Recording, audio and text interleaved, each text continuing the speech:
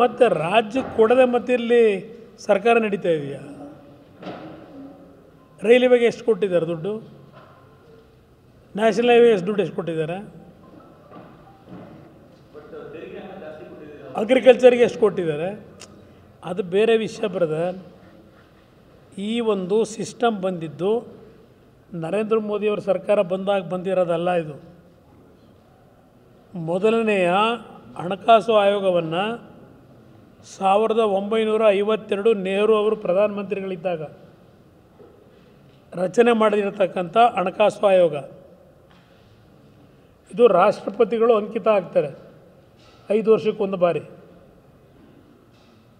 ಅವರು ಯಾವ್ಯಾವ ರಾಜ್ಯಕ್ಕೆ ಯಾವ ರೀತಿ ಹಂಚಿಕೆ ಆಗಬೇಕು ಕೇಂದ್ರ ಸರ್ಕಾರದಿಂದ ಅಂತ ಹೇಳಿ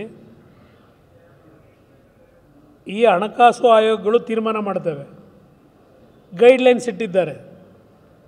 ನಿಮ್ಮ UPA ಸರ್ಕಾರನೇ ಇತ್ತಲ್ಲ, ಆಗಲೇ ಇದೆಲ್ಲ ಬದಲಾವಣೆ ಮಾಡ್ಕೋಬೋದಾಗಿತ್ತಲ್ಲ,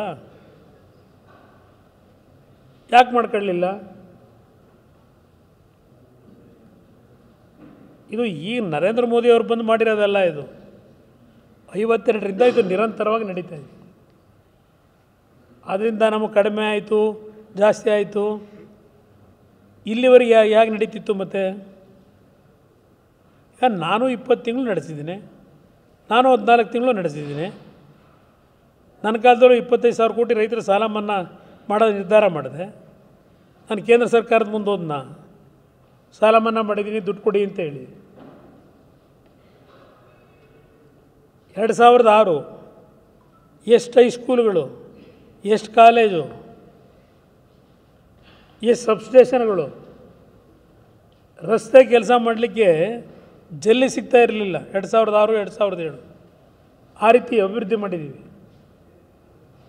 ಪಾಪ ಈಗ ದೇವರು ಬಂದರೂ ಮಾಡೋಕ್ಕಾಗಲ್ವಂತ. ದೇವರೆಲ್ಲಿಂದ ಬರ್ತಾನೆ? ಜನ ಓಟ್ ಹಾಕೋದೇ ಯಾಕೆ ಹಾಕ್ತಾರೆ ನಮಗೆ?